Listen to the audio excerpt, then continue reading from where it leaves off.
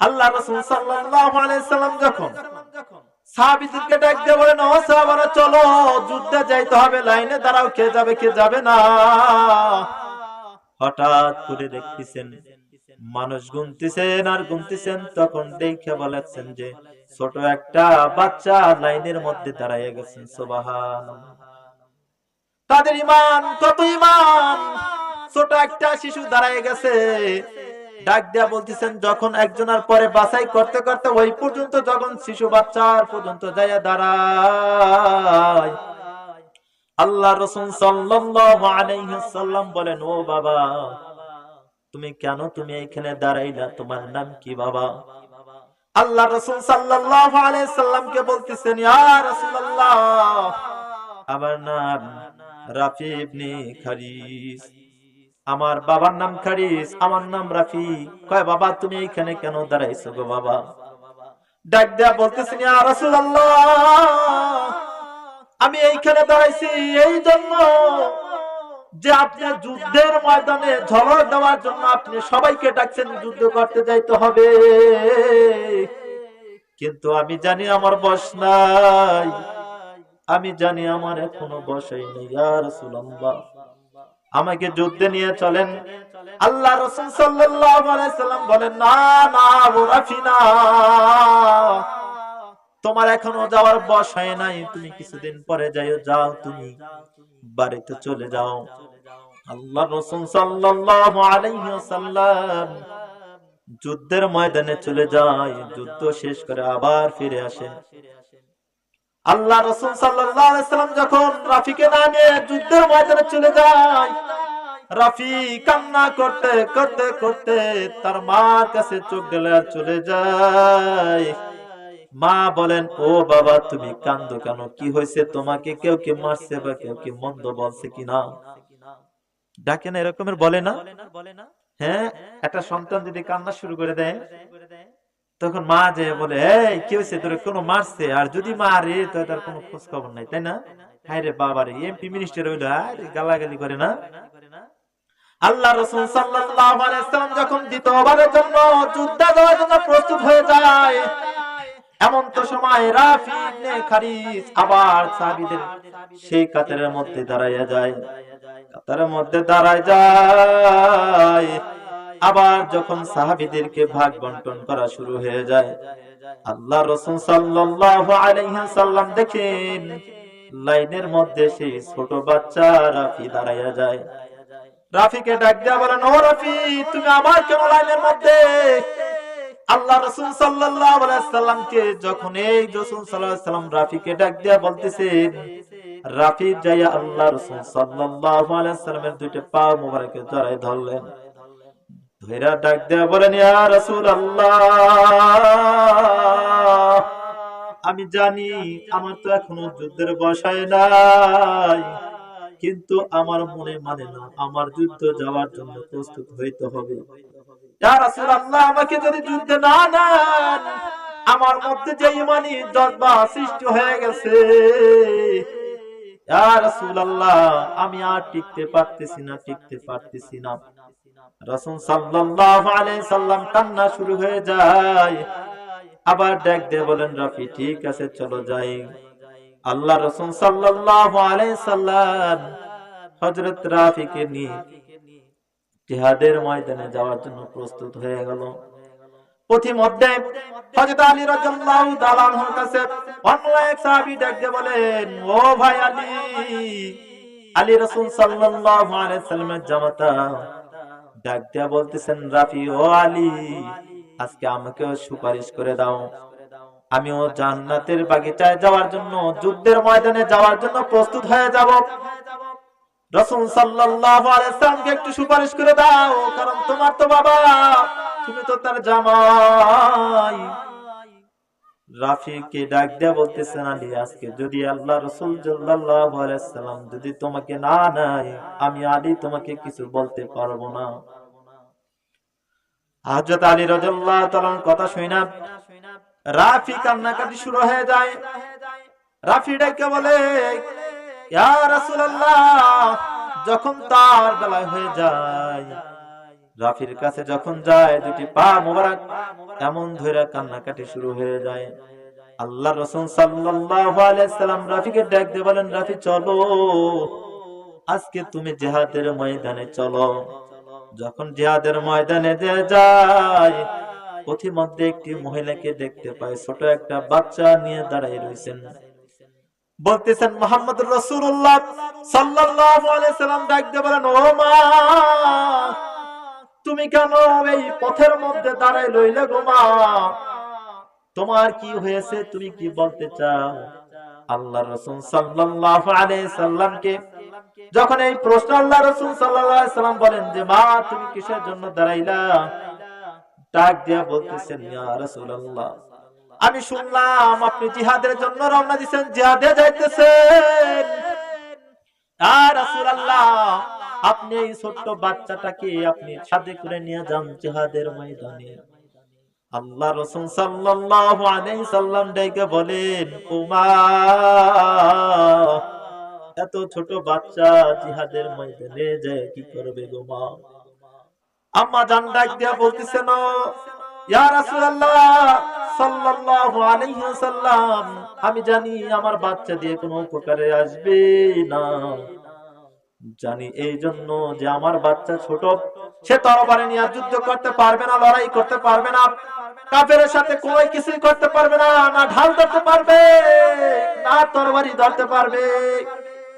তারপরে বলি, ইয়া রাসূলুল্লাহ সাল্লাল্লাহু আলাইহি ওয়াসাল্লাম, যখন কাফেরেরা আপনার দিকে তীর ছুড়বে, একটু কথা শুনে নেন যে আগুন ধরানোর জন্য একটা বারুদ দরকার হয়, হয় না? ম্যাচ থেকে বারুদ হয় না? বলতেছেন রাসূলুল্লাহ সাল্লাল্লাহু আলাইহি সাল্লাম, যখন আগুন ধরাইতে যাবেন তখন একটা ম্যাচের দরকার হয়, তখন একটা কাঠির দরকার হয়। আমার বাচ্চাটা তো এমন একটা বাচ্চা, আমার কলিজার মধ্যে সহে না ইয়া রাসূলুল্লাহ। যখন কাফেররা আপনার দিকে তীর ছুঁড়ে শুরু করবে, তখন ঢাল সহকারে আমার বাচ্চাটা ওই তীরের সামনে তুলে দিলেন। আল্লাহ রাসূল সাল্লাল্লাহু আলাইহি সাল্লাম বলেন, ওগো মা, না না, এই বাচ্চাটা তুমি ফেরত নিয়ে যাও, আল্লাহ তাআলা তোমার বাচ্চাকে শহীদের মর্যাদা লাভ করবেন। আল্লাহ রাসূল সাল্লাল্লাহু আলাইহি ওয়াসাল্লাম রাফি ইবনে খারিজকে নিয়ে জিহাদের ময়দানে যাইতেছিলেন।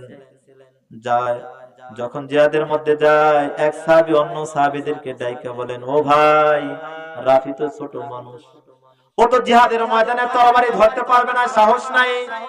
ও ভাই, রাফি তো ছোট মানুষ, তরবারি তো রাফির চাইতে ভয়ঙ্কর, রাফির চাইতে বড়। তখন রাসূল সাল্লাল্লাহু আলাইহি সাল্লাম বলতেছেন যে, ও ভাই, তোমরা একটা কথা শুনে নাও, যেটা করছে রাসূল সাল্লাল্লাহু আলাইহি সাল্লাম ওইটাই সঠিক, কারণ এর মধ্যে কোনো হাকিকত নাই। যখন রাফি ইবনে খালিদ আল্লাহ রাসূল সাল্লাল্লাহু আলাইহি সাল্লাম তাকে নিয়ে জিহাদের ময়দানে যায়, জিহাদের ময়দানে যাওয়ার সময় যখন পৌঁছে যায় যেখানে তাবু গাড়ে, হঠাৎ করে আল্লাহ রাসূল সাল্লাল্লাহু আলাইহি সাল্লাম ডাক দিয়ে বলতেছেন, জিহাদের ময়দানে সর্বপ্রথম কে যাবেন, কে যাবেন? সবাই তো জানে এক নম্বরে ওমর ফারুক রাদিয়াল্লাহু তাআলা আনহু উঠে যাবেন, দ্বিতীয় নয় তো আলী রাদিয়াল্লাহু তাআলা আনহু যাবেন। কিন্তু না না না, সমস্ত মানুষের ধারণা ভুল হয়ে যায়, কারণ সবার থেকে সর্বপ্রথম যখন আল্লাহ রাসূল সাল্লাল্লাহু আলাইহি ওয়াসাল্লাম যখন ডাইকে বলেন কে যাবা, কে যাবা, সর্বপ্রথম রাফি ইবনে খারিজ উঠা ডাকতে বলতেছেন, লাব্বাইক ইয়া রাসূলুল্লাহ, আমি এক নম্বরে যাব, আমি রাসূল সাল্লাল্লাহু আলাইহি সাল্লাম, আমি যাব সর্বপ্রথম জিহাদের ময়দানে। যখন আমি যাব তখন আল্লাহ রাসূল সাল্লাল্লাহু আলাইহি সাল্লাম বলেন, ঠিক আছে বাবা যাও। সবাই বলেন, কি ব্যাপার, কিভাবে তরবারি চালাবে?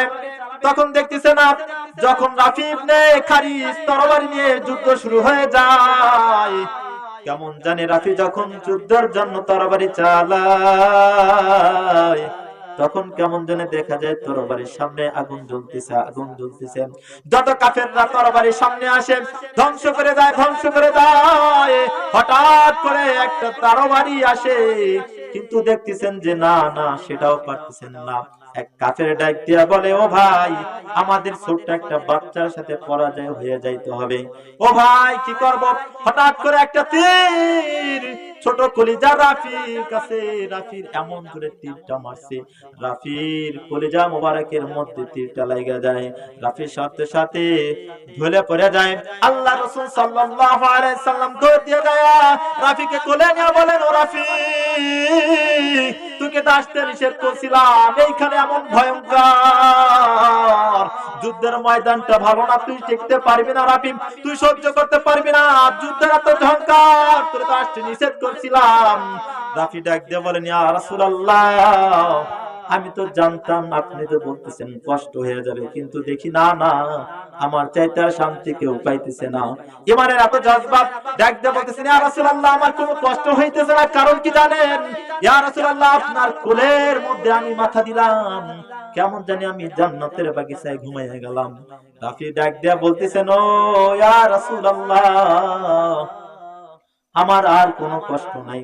রাসূল সাল্লাল্লাহু আলাইহি সাল্লাম বলেন, ও রাফি, তোরে একটা কথা বইলা দেই রাফি, তোর কলিজার মধ্যে যে তীরটা ঢুকানো হয়েছে, তীরের যে মাথা থেকে ওই মাথা আমি ভেঙে রেখে দেব, ওই মাথা আমি বুকের থেকে উঠাবো না। রাফি বলেন, কে ইয়া রাসূলুল্লাহ, কি জন্য? আল্লাহ রাসূল সাল্লাল্লাহু আলাইহি সাল্লাম ডাক দিয়ে বলেন, ও রাফি, যখন তোমাকে কিয়ামতের ময়দানে উঠানো হবে, তখন আমি আল্লাহ তাআলার কাছে সুপারিশ করব, ইয়া আল্লাহ, ওই রাফিকে না নিয়ে আমি জান্নাতে যাব না। ইয়া রাসূলুল্লাহ সাল্লাল্লাহু আলাইহি সাল্লাম, এটা কি সম্ভব? রাফি যখন ডাক দিয়ে বললেন, রাসূল সাল্লাল্লাহু আলাইহি সাল্লাম বললেন, কাল কিয়ামতের ময়দানে আমি আল্লাহ রাসূল সাল্লাল্লাহু আলাইহি সাল্লাম সুপারিশ করাইয়া তোমাকে কোলের মধ্যে করে জান্নাতে নিয়ে যাব। সুবহানাল্লাহ। এজন্য আমাদেরকে ঈমানি পাওয়ার, ঈমানি জজবা রাখতে হবে। আমাকে আমার নবীকে গালি দিচ্ছেন আর আমি কি করতেছি, মজা পাইতেছি, কিন্তু না, এজন্য কি করতে হবে? ঈমানি পাওয়ার আমাদেরকে বাড়াইতে হবে। আল্লাহ তাআলা আমাদের সকলকে বেশি বেশি ঈমান এর জজবা করার তৌফিক দান করুক। আল্লাহ রাসূল সাল্লাল্লাহু আলাইহি ওয়াসাল্লাম এই ঈমানের জন্য, ঈমানের দাওয়াত দেওয়ার জন্য আল্লাহ পাক রব্বুল আলামিনের একাত্মবাদের শিকার দেওয়ার জন্য আল্লাহ তাআলা বলেন, হে রাসূল, আপনি যান, আমার একাত্মবাদের দাওয়াত দেওয়া শুরু করে দেন। আল্লাহ রাসূল সাল্লাল্লাহু আলাইহি সাল্লাম একাত্মবাদের দাওয়াত দেওয়ার জন্য যায়, ঈমানের দাওয়াত দেওয়ার জন্য যায়, কালিমা দাওয়াত দেওয়ার জন্য যায়।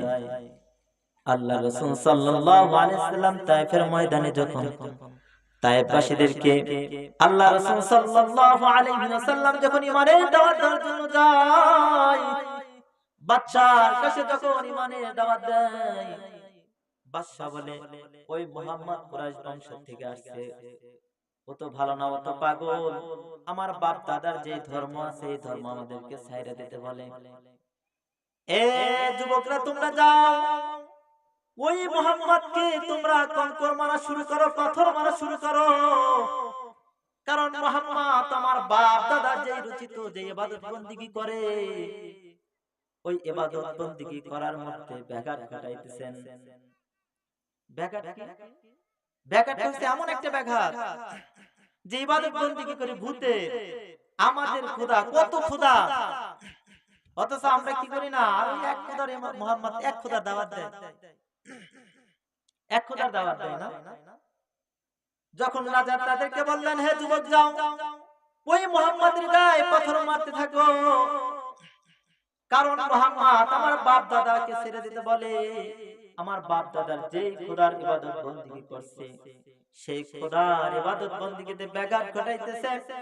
এ যাও যাও, ওই মুহাম্মাদের গায়ে তোমরা কঙ্কর মারা শুরু করো, অলিতে গলিতে যেখানে দেখো না কেন মুহাম্মাদের গায়ে তোমরা পাথর নিক্ষেপ করা শুরু করো। আল্লাহ রাসূল সাল্লাল্লাহু আলাইহি ওয়াসাল্লাম ঈমানের দাওয়াত দেওয়া শুরু করে, আর যুবকরা সাথে সাথে পিছনে থেকে এত জোরে জোরে কঙ্কর মারা শুরু করে, পাথর মারা শুরু করে। আল্লাহ রাসূল সাল্লাল্লাহু আলাইহি ওয়াসাল্লামের শরীর মোবারক ভিজে, আল্লাহ রাসূল সাল্লাল্লাহু আলাইহি ওয়াসাল্লামের রক্তের কারণে খর মোবারক পর্যন্ত আটকে যায়, বুঝছেন তো? মানে বাধা খেয়ে যায়, রক্ত পড়লে জমাট হয়ে যায় না, জমাট হয়ে যায়। কিসের কারণে? আল্লাহ রাসূল সাল্লাল্লাহু আলাইহি সাল্লাম যদি চাইতেন না না আমি মার খাবো না, ও আল্লাহ আমি দাওয়াত দেব, তোমার একত্ববাদের দাওয়াত দিব গো আল্লাহ, তুমি দাও, তুমি সমস্ত মানুষদেরকে ঈমানওয়ালা বানাইয়া দাও। আল্লাহ রাসূল সাল্লাল্লাহু আলাইহি ওয়াসাল্লাম যদি একবার বলতেন আল্লাহ তাআলা দিয়ে দিতেন, কিন্তু না না, আল্লাহ রাসূল সাল্লাল্লাহু আলাইহি ওয়াসাল্লাম বলেন যে না আল্লাহ আমি একত্ববাদের তোমার দাওয়াত আমি নিজেই দেয়া শুরু করব, নিজের মুখ থেকে দেব। আল্লাহ রাসূল সাল্লাল্লাহু আলাইহি ওয়াসাল্লাম যখন একত্ববাদের দাওয়াত দেওয়ার জন্য যায় আর শুধু মারি খায়, শুধু মারি খায়। এমন পরিমাণে আঘাত হযরত আয়েশা রাদিয়াল্লাহু তাআলা আল্লাহ রাসূল সাল্লাল্লাহু আলাইহি ওয়াসাল্লামকে একদিন ডাক দিয়ে বলতেছেন, ইয়া রাসূলুল্লাহ আপনার কি শিশুকালে অথবা আপনার জীবনে কখনো বসন্তের হচ্ছিল কিনা আপনার শরীর মোবারকে? আল্লাহ রাসূল সাল্লাল্লাহু আলাইহি ওয়াসাল্লাম ডাক দিয়ে বলেন, ও আয়েশা রে, হঠাৎ করে তুমি এমন একটা কেন আমাকে প্রশ্ন করলা আয়েশা? রাসূল সাল্লাল্লাহু আলাইহি ওয়াসাল্লাম যখন এই কথা বললেন, হযরত আয়েশা রাদিয়াল্লাহু তাআলা আনহা ডাক দিয়ে বলেন, ইয়া রাসূলুল্লাহ আমি এই জন্য আপনাকে বলতেছি যে কিসের জন্য আপনার এত গায়ে যে রকমের জল বসন্ত উঠতো, ওই বসন্ত ওঠার জন্য যে রকমের কালো কালো দাগ পড়ে যায় আপনার শরীর মোবারকে, এত সুন্দর আপনার মোবারক চেহারা, যে চেহারা আয়েশা রাদিয়াল্লাহু তাআলা আনহা বলেন আল্লাহ রাসূল সাল্লাল্লাহু আলাইহি ওয়াসাল্লাম যখন ঈশা নামাজ পড়ে আমার ঘরে আসতো, আমার ঘরে কখনো লাইটের প্রয়োজন হইতো না, আল্লাহ রাসূল সাল্লাল্লাহু আলাইহি ওয়াসাল্লামের চেহারা মোবারকের কারণে আমার ঘর আলোকিত হয়ে যায়। সুবহানাল্লাহ। আর সেই আল্লাহ রাসূল সাল্লাল্লাহু আলাইহি ওয়াসাল্লাম কি করলেন? দাওয়াত দিলেন, মাইর খাইলেন। আল্লাহ রাসূল সাল্লাল্লাহু আলাইহি ওয়াসাল্লাম বলেন, ও আয়েশা আরে না না, জল বসন্ত ওঠে নাই, কোনো বসন্ত ওঠে নাই, আমি আল্লাহর রাসূল, আমি আল্লাহর হাবিব, আমি আল্লাহর বন্ধু যখন ঈমানের দাওয়াত দেওয়ার জন্য তায়েফে গেছিলাম, তায়েফবাসী আমাকে না বুঝায় এমন জোরে জোরে মারছে, এমন জোরে জোরে আঘাত করছে, এমন জোরে এত ঘন ঘন পাথর মারছে, আমার শরীর মুবারকে এমন হয়ে যায় আয়েশা রে, তারপরও আমি কখনো মানুষের জন্য বরদোয়া করি নাই। আর আমরা কি করি? হাই রে, একটু যদি আঘাত খায় শাল মরে না কেন রে? না আল্লাহ তোর দেখে নেবে, কি কয় আল্লাহ তোর দেখে নেবে, সে যে সন্তান হয় আল্লাহ তোর সহায় দেয়, আল্লাহ সবের সহায় দেয়, তোর সহায় দেয় না, এইগুলো কয় না, বিশ্বাস কয় না, কয়। আচ্ছা আল্লাহ রাসূল সাল্লাল্লাহু আলাইহি ওয়াসাল্লাম মার খাইছেন, কখনো কি মানুষের জন্য একটা দিবেন, বরদোয়া করছেন? উহুদের ময়দানে আল্লাহ রাসূল সাল্লাল্লাহু আলাইহি ওয়াসাল্লাম দান মোবারক তার শহীদ হয়ে যায়। আল্লাহ রাসূল সাল্লাল্লাহু আলাইহি ওয়াসাল্লামকে হযরত জিবরাইল আলাইহিস সালাম আয়েশা বলতেছেন, ইয়া রাসূলুল্লাহ আপনি একবার যদি অনুমতি দেন, দুই পাহাড়কে চাপা দিয়া সমস্ত মানুষ আমি মাইরে ফেলাবো, ধ্বংস করে ফেলাবো। আল্লাহ রাসূল সাল্লাল্লাহু আলাইহি ওয়াসাল্লাম বলেন, না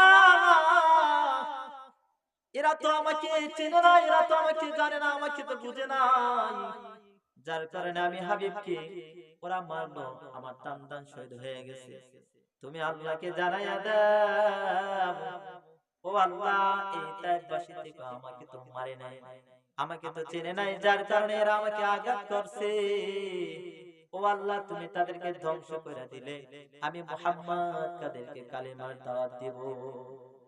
আল্লাহ রাসূল সাল্লাল্লাহু আলাইহি সাল্লাম একদিন যুদ্ধে যাওয়ার জন্য তৈরি হয়ে যায়।